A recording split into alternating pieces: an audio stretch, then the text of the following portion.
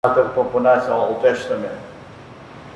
Ito pong bahagi ito ng kawikaan. Dito sinulat sa mga dito yung Old Testament. So ito sinulat sa mga Hudyo. So dito sinulat sa mga hindi mga Hentil dahil wala silang kaugnayan doon sa kautusan ng ating Diyos sa panahon na yun. So may mga marunong at mga mangmang sa mga Hudyo sa kanilang pagtingin sa karunungan ng Diyos. So ito po ay isang magandang paalala rin po sa atin dahil tayo rin katulad nila, tayo po ay tao ng Diyos dahil sumusunod sa ating Diyos. So yung mga prinsipyo na sinasabi sa mga talatang ito ay pwede natin gamitin.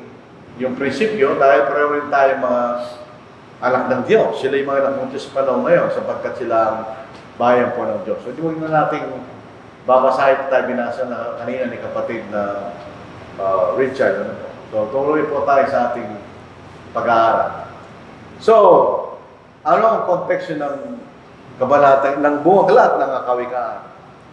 Ang buong aklat ng kawikaan ay patungkol po sa karunungan ng Diyos at ang kaalaman na galing sa Diyos. Ang sinasabi niya, ang takot sa Panginoon ay ang simula ng kaalaman, ganyan. In other words, pag wala tayong takot sa Panginoon, wala tayong pagnanasang malaman natin ang kalimutan niya. Kaya nga pag nagkakaroon na tayo ng takot sa Panginoon, sa kahulugan na alam natin ang kapangyarihan ng Panginoon at alam natin ang kamaksikan ng kanyang kahatulan, yun ay magiging dahilan para hanapin natin at alamin natin ang kanyang kaalaman. Basahin natin. Upang tayo matuto ng karunungan at pangaral, upang ang mga salita ng pagkaunawa ay malaman, upang tumanggap ng tuo sa matalinong pamumuhay, sa katwiran, katarungan, at pagkapantay-pantay, upang mabigyan ng talino ang walang muwang, kaalaman ng mabuting pagpapasya sa kabataan, upang marinig din ng matalino at kabago sa kaalaman, at magtamo ang taong may unawa ng kahusayan, upang umunawa ng kawikaan at ng pagsasalarawan ng mga salita ng pagtas at ng kailang mga palaisipan. So ito'y layunin ng aklat. So ito isang practical na aklat na sinulat ni Solomon. Sulat ni Solomon. Ito'y patungkol sa pamumuhay kanya. Tingnan nyo. Tungkol sa matalinong pamumuhay kanya, sa katwiran, katurungan, at pagkapantay-pantay kanya. Upang mabigyan ng talino ang mga walang muwang, kaalaman, mabuting pagpapasya kanya, sa kabataan kanya. So ito rin po isang mabuting guidebook sa mga kabataan kanya. Upang mabigyan ng talino at lumago sa kaalaman, at magtamo ang taong may unawa ng kahusayan kanya. So tayo po ay marunong, tayo pa rin ay uhusay, sabi niya, pag tayo pupunta sa salita ng Diyos upang umunawa ng kawikaan at ng pagsasalarawan ng salita ng pagtas at ng kailang mga palaisipan. Ang salita ng pagtas kanya, sapagkat ito'y sinulat ni Solomon na ayon po sa kasaysayan sa pinakamarunong na tao na nabuhay sa mundo, si Solomon, nang siya ibigyan ng kahilingan ng Diyos, pinili niyang karunungan kanya. Kasi naging isang pagtas na sinasabi sa atin. Tingnan po ninyo, kahit po sa Bagong Tipan, pag pumunta sa Bagong Tipan, makikita natin ang layunin ng mga salita sa Bagong Tipan. Ang lahat ng mga kasulatan ay kinasiyahan ng Diyos. Actually, mas magandang baliktarin natin. Ang mga kasulatan kinasiyahan ng Diyos. Ganyan. Kasi hindi naman kasi lahat ng kasulatan ay kinasiyahan ng Diyos. Meron nung kami nakatira sa Mountain View noon, sa harap namin rin sa lista. Ginagamit itong aklat sa talatang ito para patunayan niya yung no limitangere at terpedivistorismo ay kinasiyahan ng Diyos. Kasi kasulatan ito kanya. Hindi na sinasabi ni Pablo, lahat ng mga kasulatan na kinasiyahan ng Diyos ay mapapakinabangan sa pagtuturo, sa pagsaway, pagtutuwid, at sa pagsasanay sa katuwiran, upang ang tao ng Diyos ay maging ganap nasasangkapang lubos sa lahat na mabuti, ganyan. So, in other words, pagka tayo po'y tumuo sa salita ng Diyos, so walang masamang mangyayari sa iyo. Malapay sa kabaligtaran. Ito yung magdudulot sa iyo ng kaputihan, ganyan. Yun ang purpose niya eh. Para ang tao na nag-aaral sa salita ng Diyos ay maging ganap sa salita, English perfect or complete, ganyan. Nasasangkapan lubos sa lahat ng mabuti. So, pag ikay pinatubayan ng salita ng Diyos, ikaw ay magiging marunong sa mabuti, ganyan. So, paano ka magiging masama? Pero noong unang panahon kasi, sinasabi ng mga iba, huwag mong pag-aralan ng Biblia o sisira ang ulo mo, ganyan. Eh, di nila pinag-aralan. Pero hindi totoo yan, mga kapatid. Baligtad ang sinasabi ng salita ng Diyos kaysa sinasabi ng mga tao. So dahil gano'n, ang advantage at kabutihan ng salita ng Diyos, hindi ba dapat pagkaroon tayo ng pagdadasa na malaman natin ang karunungan galing sa Diyos, di ba? Kasi ito yung magandang bagay. Ito yung magpapapantas sa'yo, kanya. Ito yung magdudulot sa'yo na kayo magiging ganap sa lahat ng mabuti. So ikaw magiging mabuting tao. So bakit hindi mo pagnanasaan na malaman ang karunungan ng Diyos? Dito po sa awit, 119, 97 to 104, ito yung mga sinaulang tao, ito yung mga Hudyo.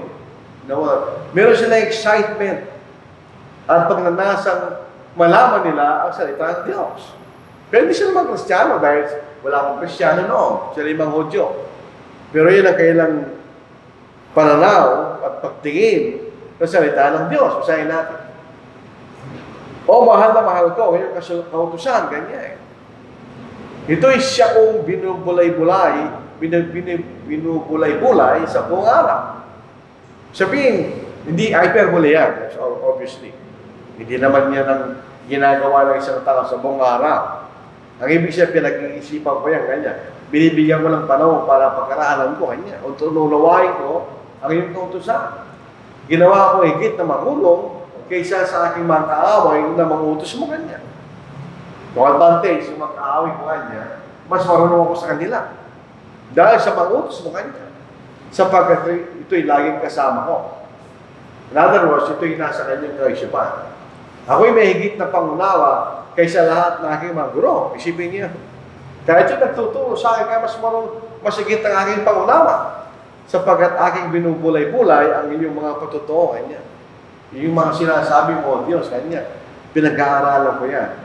Ako'y nakakaunawa na higit kaysa nakatatanda sapagkat aking iniingatan ang iyong mga salita. So itong karunungan, wisdom, usually ito'y natatagpuan sa mga may edad na kaysa sa kabataan niya. Dahil nga po ikay dulot ng experience sa buhay, yung matinanas nila, naranasan nila, na hindi pa naranasan ng mga kabataan. Pero yung salita ni shortcut siya. Hindi ka na kailangan tumanda kanya para kayo magkarunungan. Yung sabi ng nagsulat, ako'y nakakaunawa na higit kaysa matatanda kanya. So, higit, kahit hindi pa natin naranasan, pag binasa mo salita ng Diyos kanya, ayan ang pupunta sa iyo kanya. Kaya kayo pa'y masigit na nakakaunawa kaysa sa mga nakatatanda kanya. Sa lahat ng masasamang lakad, ay pinigil ko ang mga paa ko upang aking masunod ang salita mo. Ako hindi lumihis sa mga batas mo sapagkat tinuruan mo ako kanya. Hindi siya tinuruan diretsyo ng Diyos. Siya tinuruan ng Diyos sa pamagitan ng kanyang kautusan. Napakatamis ang iyong mga salita sa panlasa ko. Higit na matamis kaysa pulot sa bibig ko kanya. Isipin niyo yung description na yun, na yung salita niya ay parang pagkain na napakatamis kanya. Mas masarap pa kanya sa pulot. Sa pamagitan ng iyong mga tuntunin na nagkaroon ako ng kaunawaan. Kaya't kinapuputan ko ang bawat kuwat na daan.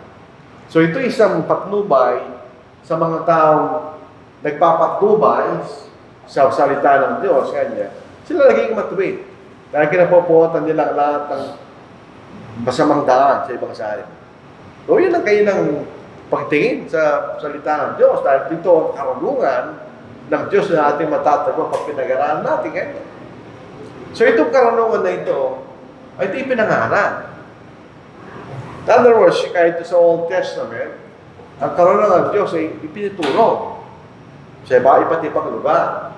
Sapagkat yun nga kahalagaan niya, kaya tinuturo kanya. Ito, tingnan ninyo. Usahin po natin. Ang karunungan ay sumisigaw ng malakas sa langsangan. Kanyang inilalakas ang kanyang tinig sa mga pamilihan.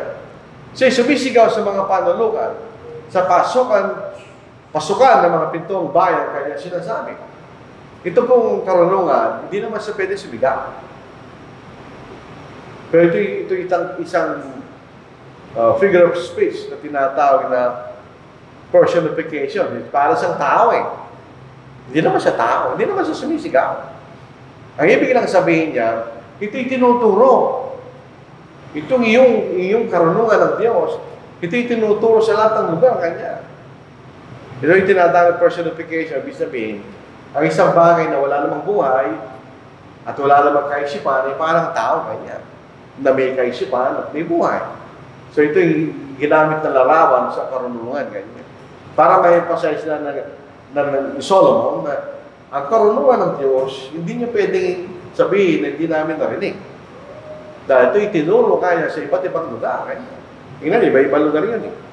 Tinuro kanya ang karunungan ng Diyos sa iba't ibang lugar. Kanya, wala kayong madadahilan kanya. Pero paano ang response ng mga tao? Itong salita ng Diyos, itong karunungan ng Diyos ay mabuti. Totoo yun. Pero ano ang response ng mga tao doon sa pagtuturo ng karunungan ng Diyos? Siya'y tinuturo, hindi ba? Ito, tingnan natin. Yung binasa kanina ni Brother Richard ay yung lumang Biblia. Napapasin niyo doon sa ang mga mahangal kanya ay magtatanim sa kaalaman. Di ba yung sinabi niya? Kaya ito yung kagandahan na yung mga Biblia ay nire-revise. Yung salitang pagtatanim, ang ibig sabihin, kapuotan. Yun ang lumang Tagalog, kahit kung ako'y binabasa ko yun noon, hindi ko maintindihan. Bakit? Bakit pa masama? Bakit siya naging ahal? Kung nagtatanim siya ng kaalaman, yun lang sa isip ko. Pero yung context niya, ay napupuot sa kaalaman. Parang yung salita pagtatanim, ay galing sa salita nagtatanim ka ng puot, ganyan. So, ikay napupuot. O namumuhay sa bagong Tagalog. Hanggang kailan ang mga malang buwan, kayo ibig sa inyong kawalang kaalaman. Hanggang kailan ang mga panunuya ay matutuwa sa panunuya. At ang mga hangal ay mamumuhay sa kaalaman. Pare-pare lang silang sabi niyan eh. Yung sinasabing walang muwang, hindi inusyente yun. Ito yung mga taong hindi nila pinili na malaman nila ang kaalaman ng Diyos. Kanya. Kaya itong mga taong ito, sila rin yung nanunuya. Dahil hindi na naunawaan ang salita ng Diyos. So, tinutuya nila ang karunungan ng Diyos. Kanya. At kinapopuwatan nila ang kaalaman. Kanya. So, yun ang response ng mga tao. Hindi sila interesado. Yan man ako ay namumuhay sila kanya. Kinapopuwatan nila ang kaalaman. So, ito yung mga kaisipan at sagot ng mga tao sa paanyaya ng Diyos sa kanyang karunungan kanya. Diba? Hindi nila alam. Ayaw nilang malaman, kaya wala silang muwang kanya. Tinutuya nila ang karunungan ng Diyos. At kinapopuotan nila ang kaalaman kanya. So, kung gano'n ang attitude mo sa salita ng Diyos, walang mangyayari sa'yo. Hindi mo makukuha yung kabutihan na galing sa karunungan ng Diyos. So, yung sa panahon po natin ngayon, kapag tinuturo natin ng kaalaman, di interesadong tao, at mayroon pang tumutuya o lumalaban, hindi tayo nagtataka. Kahit noong pangunang panahon, ganoon na ang response ng tao sa salita ng Diyos. Ito yung mga Hudyo. So, ibig sabihin, sila tao ng Diyos, pero ganoon ang kanilang attitude. So, walang muwang kanya. Makikita natin, walang muwang. Ang kawalan ng kaalaman ng karunungan ng Diyos ay kasalanan. Meron kami nakausap doon na asawa ng isang puti, patay na. Doon pinuntahan namin, kasama si Brother Bill, si Brother Gamit no. Pinuntahan namin, dinaralan namin siya. Sabi niya, mabuti pa kanya, hindi na kayo pumunta rito. Bakit kaya namin?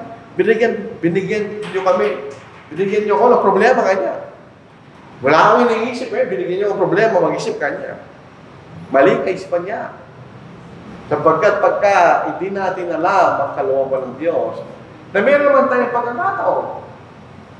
Kasi kahit ngayon, itinuturo naman ang karunungan ng Diyos. Pero ayaw nating bigyan pansin. Kasalanan niya, basahin natin. Kaya maging maingat kayo sa inyong paglakad. Hindi gaya ng mga mangmang, kundi gaya ng marurunong. Kaya opposite yung dalawa. Mangmang, marurunong. Na sinasamantalang panahon sapagkat ang mga araw ay masasama. Kasi ito yung panahon ni Pablo. Pag binabasa natin itong talatang ito, parang natin binabasa ang ating panahon, di ba? May panahon natin yung masasama rin. Kaya kung kayo maging mahangal, kundi unawaan ninyo kung ano kalooban ng Panginoon. So ano ang tawag sa isang tao na mangmang sa karunungan ng Diyos?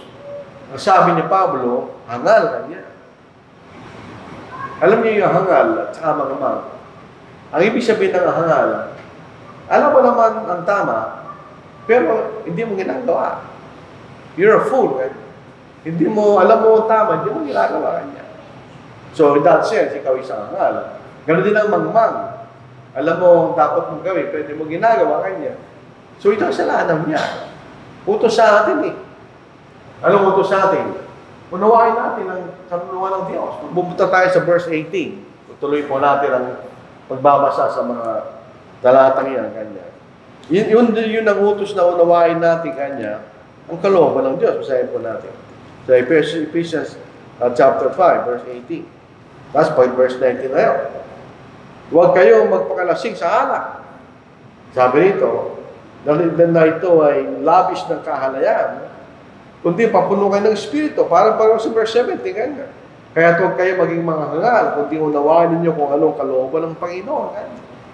Ibig sabihin, utos ng Diyos yun. So pag hindi natin ginawa, yun ay kasalanan. Ganyan. Dalawang klase kasalanan Pag kayo gawa ng labag sa kalooban ng Diyos. Pangalawa, pag alam mo isang bagay mabuti, at di mo ginawa, kanya. So, yung makikita natin. Meron tayong pagkakataon na gawin natin yung kanya. Manunuya. Tumutuya sila tinutuya nila ang kalooban ng Diyos. Alam, isang halimbawa ng panunuya, doon sa pangalang Pedro, chapter 3. Dahil ang ating Panginoon ay mayroon siyang pangakong babalik. Pero hindi pa siya bumabalik. Ito mga tao na hindi nakakaalam sa katotohanan, tinutuya nila yung mga Kristiyano. Ano pa nunuya nila? Tingnan niyo, masahin natin. So 2 Peter chapter 3. Tinutuya nila, sabi niya, hindi na darating kanya. Hindi na darating yung Panginoon nyo kanya. Hindi na darating. Bakit? Hindi naman nagbagong panahon. Kaya saan bulong panahon kanya. Yun sinasabi nila. Sabihin, hindi na darating ang inyong Panginoon. Diyosahin po natin. Dito sa sinasabi nila. Sa ika-4. At, verse 3, una sa lahat, dapat niyong malaman nito na sa mahuling pan-araw ay darating ang mga manlilibak o manunuya kanya. Na manlilibak at tumalakad tayo sa kanilang sarili mga pagnanasa. At pagsasabi, nasaan ang pangako ng kanyang pagdating? O tinutuyan nila yung mga Kristiyano. Hindi na darating ang Panginoon nyo kanya. Huwag na kayo maghintay, hindi darating ang kanya. At pangalawa, sabi natin, sila'y namumuhi sa kaalaman ng Diyos. So ito makikita natin. Ang panyayahan ng Diyos, hindi diretso yun. Hindi naman nagkikipag-usap sa atin ng Diyos. Gumagamit siya ng mga tao para ipangaral niya, ituro niya ang kanyang karunungan. Pero ini-ignore nila yung appeal ng Diyos. Tinatawag tayo ng Diyos eh. Dito sa pangalan Thessalonica, ikalawang kabanata, hindi ko nagkakamali sa verse 14. Paano tayo tinawag sa kalagayan natin ngayon? Sa verse 14, basahin natin. Dito itinawag niya kayo sa 2 Thessalonians chapter 2 verse 14. Dito itinawag niya kayo sa pamagitan ng aming ebanghelyo upang magkamit ng kalalatian ng ating Panginoon Jesucristo. So, paano tayo tinawag? Tayo tinawag sa pamagitan ng pangalan ng ebanghelyo. So, pero hindi nila binigyan pansin ganyan. Binaniwala nila yung panganyaya ng Diyos. Dito, tingnan natin. Sapagkat ako'y tumawag at kayo'y tumanggi, ganyan. Iniulat ko aking kamay at walang nakinig. At dahil ang lahat ng payo ay winalan ninyo ng saysay, at tayo yung tanggapin ang aking sawa, yun ang kailang response. Baliwala na. Paano bagang tumatawag ako, kanya, dito kayo, pumunta kayo rito, kanya, inuulat niya kamay niya. Pumunta kayo rito, kanya. Walang pamansin. Nilalarawan natin ito, sinabi ito. Tumatawag siya, pumunta kayo rito, makinig kayo dito. Ayaw naman pamansin. Hindi na pinansin. So ayaw tanggapin yung saway ng Diyos. Kanya. Yun sabi ng kinapungutan nila ang karunungan, dito'y tinanggihan nila, at binaliwala ang karunungan ng Diyos. Yun ang sinasabing response nila. Sa verse 29. Sapagkat kinamuhian nila ang kaalaman at hindi pinili ang takot sa Panginoon. Ayaw nila sa aking payo, hinamak nila ang lahat ng pagsaway. Isipin nyo ang damdamin ng Diyos sa ganon, nag-aanyaya siya para malaman ang karunungan at kaalaman ng Diyos. Hindi na tinili yun. Hindi sila natakot sa Panginoon. In other words. Hindi sila natakot kasi pagkat natakot ka sa Panginoon, yan ang simula ng iyong karunungan kanya. O kaalaman. Ayaw nila eh. Tinanggihan nila. Ayaw nila sa aking payo kanya, hinamak nila ang lahat ng pagsaway. Parang siya naman kanina, nag-iimbita yung Panginoon na walang pumunta. Siyempre, nag-action na kanyaya. So, hinamak nila kanya ang lahat ng saway. So, yun ba makita natin response sa mga inanyayaan ng Panginoon sa kanyang karunungan. Ngayon, ito ang kanyang appeal ng Diyos. Laban sa mga kaaway ng katotohanan. Sa aking saway ay bumaling kayo, ganyan. Narito ipupos ko aking Espiritu sa inyo. Ang salita ko ipapaalam ko sa inyo, ganyan. Yun ang appeal ng Diyos sa mga tao. Yun ang sinasabi niya. Alamin niyo kanya. Binibigay yung, dito natin makikita yung patience ng Diyos sa atin.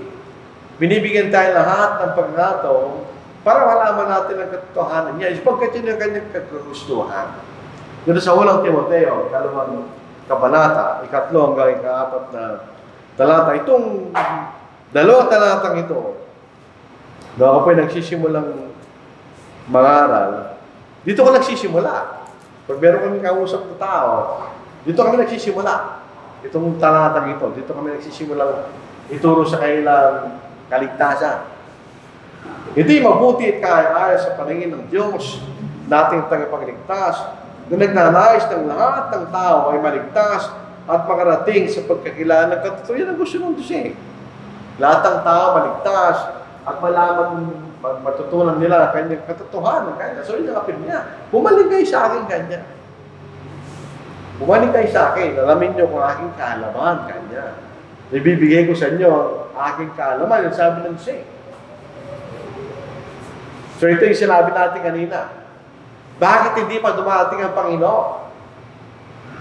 Di ba pwede siyang dumating? Dahil ang ating panahon ay yan ang uling panahon. Uling mga araw. So ibig sabihin, last days. Pero anytime, pwede siya dumating. Pero bakit di pa siya dumating? Hindi dahil siya hindi na siya darating. Darating siya. Pero dito sa pangalang Pedro, ikatulong kabanata, ikasyam ng talata, hindi mabagal ang Panginoon tungkol sa kanyang pangako na kaya ng kabagalang itinuturo ng iba. So iba-iba yung pagtingin natin sa panahon eh. Tayo mga tao kasi nabubuhay tayo sa mga taon, nababagalan ka. Pero hindi ang Diyos. Iba yung pagtingin niya sa panahon.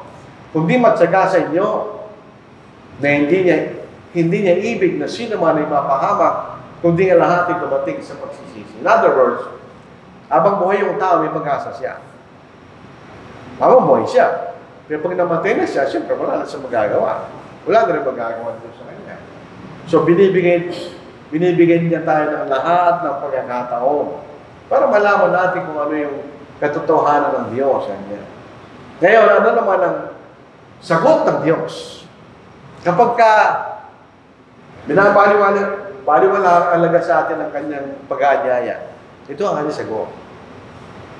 Hindi siya sasagot sa kanilang mga pakiusap pag kailangan nilang Diyos. Nakala nila, sabi, hindi man gumaganti yung Diyos eh. Hindi, meron siya sagot. Ano di ba, pag may dumating sa ating sakuna, natatakot tayo, kanina tayo tumatawag? Sa Diyos. Kaya sabi ng Diyos, ako naman ay tatawa sa inyong kapahamakan. Ako'y manunuya kapag ang takot sa inyo dumating, ganyan. Kapag ang takot ay dumating sa inyo parang bagyo. Pag binabasa natin ito, maglakbay tayo sa panahon nila. Sa panahon natin, hindi man tayo natatakot sa bagyo eh. Kasi alam natin kung saan pupunta, gano'ng kalakas. Eh hindi nung panahon na yun, wala silang alam. Basta bigyan natin yung bagyo, wala silang kaalaman. Ganon din yung ipo-ipo, biglang darating. Ngayon yung mga ipo-ipo, tornado, nalalaman nila yan eh. Pinag-aaraan nila yung mga clouds, alam nila kung may dati yung tornado. Hindi sa panahon nila. Kapag ang hirap at tapis ay dumating sa inyo, hindi natin alam kailan dating yun. Pero pag dumating sa atin yun, tapos tayo tatawag sa Panginoon, hindi siya sasagot kanina. Hindi siya sasagot. Bakit? Saan nakatuon ng Diyos, Panginoon? Sapagkat ang mga mata ng Panginoon nasa mga matuwid, doon siya nakatuon. Doon siya nagmamahal sa Diyos, sa kanyang kaalaman. Doon siya nakatuon. At ang kanyang mga tainga ay bukas sa kanyang mga panalangin. Yun ang pinakikinggan niya. Paano yung iba? Ngunit, ang mukha ng Panginoon ay labas ang gumagawa ng masama. So, hindi sila pakikinggan ng Diyos sa kanya. Pag dumating kanya, kailangan niyo ako. Pero nung ako'y nag-aanyaya, hindi kayo nakikinig. I-reject niyo ako kanya. I-reject mo rin kayo kanya. Hindi ko pakikinggan kanya yung mga panalangin niyo pag dumating yung panahon na kailangan niyo ako kanya. Anong mangyayari sa inyo? Yung itinanim niyo kanya, yun ang iwaani. Ano yan? Law of nature po yan. Kung nagtanim ka ng palay ang aanihin. Ganyan. Nagtanim ka ng tubo ang aanihin mo. Yung mga bata, hindi nila alam tubo. Yung mga bata hindi nila sugar cane. Ako actually, namimiss ko yung tubo eh. Meron panahon na nung kami malilit, nagnanakaw pa kami ng tubo eh. Kasi yung panahon na wala kang kakainin. So, lahat ng makakainin mo, kakainin mo. Pag may nakita ka bayabas, huwag nakakawa ka ng bayabas. Pag nakakita ka ng tubo, magkakakaw ng tubo, eh, wala kang makain eh. Kaya kakainin nilang buwan ng kailang sariling lakad, ganyan. At mabubusog sa kailang sariling mga pakanaan. So, ano ang desisyon mo kahit ng Diyos, meron babalik na consequence sa'yo. So, hindi mo kanya pinili kanya, ang aking karunungan, babalik sa iyo yung kanya. So, hindi para sa iyo papatihan kanya. Sa Job, chapter 4, verse 8, ayon sa akin nakita, ang mga nag-aararo ng kasamaan at nag-aasik ng kaguluhan ay gayon din ang aanihin, inaani kanya. So, kinapungutan mo kanya ay ka naman, yun din aanihin mo kanya. Hindi mo ma-experience yung kaputihan kanya na ay kaalaman, yung sinasabi ng Diyos, hindi mo. Huwag kayo padaya. Ang Diyos ay hindi maaaring lokohin. Sapagkat ang anumang yasik ng tao ay siya rin niyang aanihin. Sapagkat ang nag-aasik para sa kanyang sariling laman ay wala sa laman mag-aan ng kasiraan. Subalit ang nag-aasik sa Espiritu, mula sa Espiritu mag-aan ng buhay na wala hanggan. At huwag tayo manghinawa sa paggawa ng mabuti, sapagkat sa tatang panahon ay mag-aani tayo kung di tayo marunong kapaypay. Kaya tamang may pagkakataon, gawa tayo ng mabuti sa lahat, lalong-lalo sa mga kabilang sa bayan ng pananampalataya. Kaya diyan pinag-uusapan ng Iglesia diyan, pinag-uusapan yung individual na mga Kristiyano kanina. So, hindi natin pwede lukuhin ng Diyos. Yan. Kung anong ginawa mo kanya, yun ang aaningin mo kanya. So, kinaputan mo aking pag-aanyaya, gayon din kanya ang aaningin mo kanya. So, bilang panguni, konklusyon, yung may pakinig kanya. Sapagkat ang pagkaligaw ang pumapatay sa walang alam. At ang pagsasawalang bahala ang sumisira kanya sa hanga. Ibahagi pa rin niya. Ngunit na nakikinig sa akin, ay tatahang tiwasain at papanatag na walang takot sa kasamaan. So, yun din konklusyon ng Proverbs.